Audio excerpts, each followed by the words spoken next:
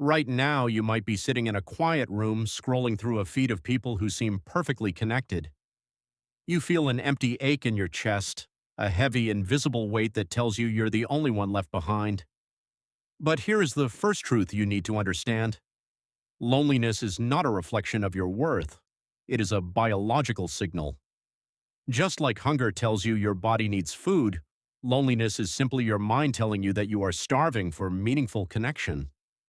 The mistake most people make is trying to numb it. They scroll endlessly, binge watch shows, or force themselves into social circles where they don't fit just to feel less invisible. But fake connection only deepens the void. Winning at loneliness doesn't mean desperately begging the world to notice you. It means changing the entire game. It means shifting from a state of passive isolation to a state of active strategic solitude. Today, we are going to break down the exact step-by-step blueprint to turn your loneliest season into your greatest unfair advantage. The first step to winning is changing how you label your current reality. There is a massive life-altering difference between loneliness and solitude. Loneliness is a punishment. It is the feeling of being rejected by the world. Solitude, however, is a resource. It is a power move. When you are in solitude, you aren't left out. You are undistracted. Think about the most successful people, creators, and thinkers in history. They didn't build empires or master their crafts in the middle of noisy parties. They did it in the dark, away from the crowd.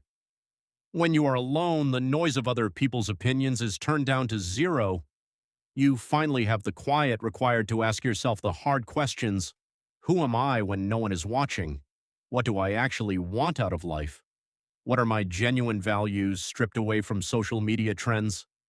Stop viewing this period as a waiting room for your life to begin. Treat it as the training ground. The moment you stop fearing the silence and start utilizing it, loneliness loses its power over you. When you feel lonely, your brain goes into a hypervigilant survival mode. It starts telling you lies. It tells you that people don't like you, that you are awkward, or that you are destined to be alone forever. Step 2 is about reclaiming your mental currency.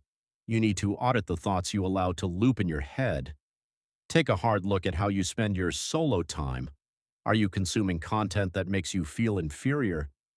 Are you watching the highlight reels of acquaintances and comparing them to your behind-the-scenes struggles? This is psychological self-sabotage. To win, you must aggressively curate your environment, replace toxic scrolling with high-value consumption, read books that build your mindset, listen to podcasts that teach you skills, learn a language, study finance, or master a creative tool. When you shift your focus from what you lack to what you can build, your self-esteem skyrockets. You stop looking like a victim of circumstance and start looking like a person on a mission. Remember, a person on a mission is never truly lonely because their purpose keeps them company. You cannot think your way out of a dark place. You have to act your way out. Step 3 is about building physical and emotional momentum. When isolation hits, it's easy to let your daily routines fall apart. You stay up too late, eat poorly, and neglect your physical space, but your external environment directly mirrors your internal state. Start with the small, non-negotiable victories. Fix your sleep schedule. Clean your room until it looks like a place a successful person lives. Move your body every single day, whether that's lifting weights, running, or taking a long walk outside.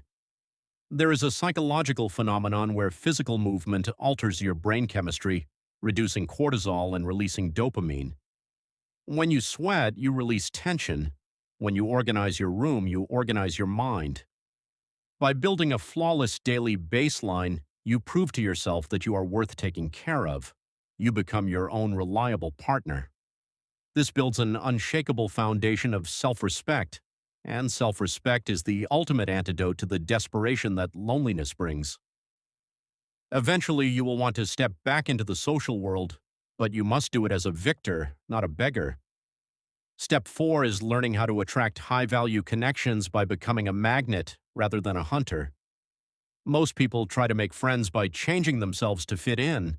They put on masks, laugh at jokes they don't find funny, and chase validation. This only creates a deeper form of loneliness. being lonely in a crowd full of people. Instead, build connections based on shared value and mutual growth. Find communities, local clubs, or online spaces centered around your genuine interests, whether that's business, fitness, art, or coding. When you enter these spaces, don't ask yourself, will they like me? Shift your focus entirely to, how can I add value here? How can I be helpful, kind, or encouraging to someone else? The moment you pivot from seeking value to providing value, your social anxiety dissolves. People are naturally drawn to those who bring good energy, competence, and reliability to the table. You don't need 100 friends. You need a few genuine allies who push you to be better. As we close this guide, look back at the journey we just mapped out.